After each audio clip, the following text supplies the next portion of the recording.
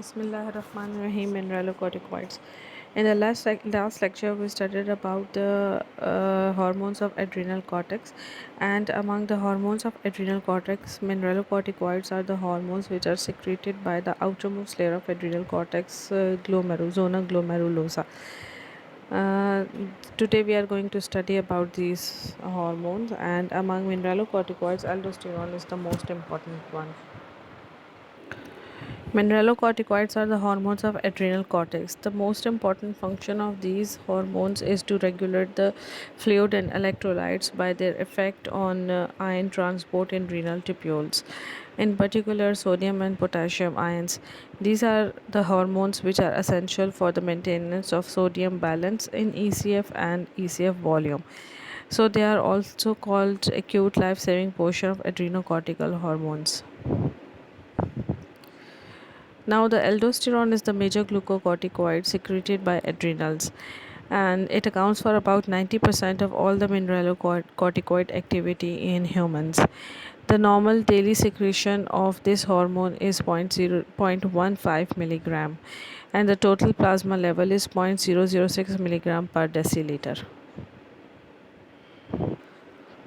The mineralocorticoid activity of aldosterone is about 3000 times greater than that of cortisol. Cortisol is the major glucocorticoid hormone which is also secreted by the adrenal cortex, and it has also a significant mineralocorticoid activity. But the plasma concentration of cortisol is nearly 2000 times that of aldosterone. The mineralocorticoid activity of aldosterone is more than cortisol, but the plasma concentration of cortisol is more than aldosterone. Cortisol can also bind to mineralocorticoid receptors with high affinity. However, the renal epithelial cells express an enzyme which is called 11 beta hydroxysteroid dehydrogenase type 2. This enzyme has actions that prevent the cortisol from activating mineralocorticoid receptors. One action of this enzyme is to convert cortisol to cortisone. Cortisone cannot avidly bind with the mineralocorticoid receptors. So, this enzyme is useful in converting cortisol to cortisone so that the mineralocorticoid activity of cortisol can be controlled. The other effect of this enzyme is on the intracellular reduction and oxidation state that prevent the cortisol from activating the mineralocorticoid receptors. In the patients with genetic deficiency of 11 beta hydroxysteroid dehydrogenase, the cortisol may have substantial mineralocorticoid effects. And this condition is known as apparent mineralocorticoid excess syndrome. In this syndrome, apparent mineralocorticoid excess syndrome, the patient has the same pathophysiological changes as the patient with excess aldosterone, except that plasma aldosterone levels are very low in the patient with AME. Because AME is not due to the oversecretion of aldosterone, but it is due to lack of conversion of cortisol into cortisone. So there are lower levels of aldosterone. Licorice also contains an acid which is known as glycerinic acid.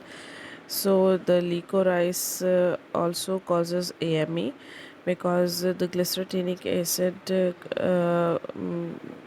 it blocks the enzyme 11 beta hydroxysteroid dehydrogenase type 2. So when this enzyme is blocked, the cortisol cannot be converted into cortisone, and it gives its mineralocorticoid effects. Functions of aldosterone. The most important function of aldosterone is on the kidneys is to maintain the fluid and electrolyte balance, and this function is through the action of aldosterone on the kidneys renal tubules. The aldosterone increases the reabsorption of sodium, simultaneous reabsorption of sodium and secretion of potassium by the renal tubular epithelial cells, especially the principal cells of collecting tubules. By increasing the reabsorption of sodium in renal tubules, it increases the volume of extracellular fluid and therefore increases the arterial pressure. And by increasing the secretion of potassium by the renal tubular cells, by the principal cells of the collecting tubules, it increases the excretion of potassium from the body. The third effect on the renal tubule is to increase the secretion of hydrogen ions in the intercalated cells of the cortical tubules. This decreases hydrogen ions in the extracellular fluid. A high concentration of aldosterone in the plasma can transiently decrease the sodium loss into the urine because of the increased reabsorption of sodium from the renal tubular cells. So the net effect of excess aldosterone in the plasma is to increase the total quantity of sodium in the extracellular fluid while it decreasing the potassium concentration in the extracellular fluid. If there is total lack of aldosterone secretion, this can cause transient loss of 10 to 20 grams of sodium in the urine per day. This is the amount equal to 1/10 to 1/5 of all the sodium in the body. At the same time, the potassium is conserved in the extracellular fluid. This figure is showing that if there is decreased blood sodium levels and the potassium level rises, there is the release of aldosterone from the adrenal cortex. The adrenal cortex targets the kidney and by acting on the principal cells of the collecting tubules, aldosterone increases sodium reabsorption by the kidneys and decreases potassium and the potassium and it decreases potassium release or potassium reabsorption, so increasing the potassium secretion into the urine, so the sodium and potassium levels become normalized. So the net effect of aldosterone secretion is to increase the total quantity of sodium in extracellular fluid while decreasing the potassium. The other effect of aldosterone is on the sweat and salivary glands. This effect is just like the effect on renal tubular cells because it increases reabsorption of sodium chloride from the primary secretion in excretory ducts and also at the same time increases the secretion of potassium and bicarbonate ions in the ducts. The secretion which is synthesized in the sweat and salivary glands in these glands is known as the primary secretion that passes through the excretory duct. While passing through these ducts, aldosterone acts on the cells of these ducts and so increases the reabsorption of sodium chloride from the duct while increasing the secretion of potassium and bicarbonate ions into the secretion. The effect on the sweat gland, this effect on the sweat gland is very important because this is required to conserve the body salt in hot environment. When more and more sweat is produced, it prevents the loss of salts into the sweat in hot environment. In the colon, aldosterone increases reabsorption of sodium. This prevents the loss of sodium in the stool. In the absence of aldosterone, poor sodium absorption, absence of aldosterone, there will be poor absorption of sodium from the into the colon, and this will lead to the failure to absorb chloride because chloride is reabsorbed or absorbed along with the sodium, uh, other anions and water, all these are absorbed along with the absorption of sodium. So when there is poor absorption of sodium, all these things will water and other ions, they are also not absorbed and they will be lost in the feces This leads to the large amount of excretion of water will lead to the diarrhea, and there will be further loss of salt from the body. Now, if there is excess aldosterone in the body, then the effect of excess aldosterone on extracellular fluid volume and arterial pressure. Excess aldosterone increases extracellular fluid volume and arterial pressure but has only a small effect on plasma sodium concentration. This is a very important effect because whenever there is excess aldosterone, it causes increased ECF volume and arterial pressure, but it prevents the loss of excess loss of electrolytes into the urine. When because if there will be increased loss of electrolytes into the urine, then there will be a severe imbalance in the homeostasis. The reason for this is that whenever there is an aldosterone mediated increase in extracellular fluid volume and it lasts for more than 1 to 2 days, there will be increase in arterial pressure because of the increased absorption of sodium ions and because of simultaneous reabsorption of the water. There will be increase in arterial pressure. This increase in arterial pressure increases the kidney excretion of both salt and water through the kidneys.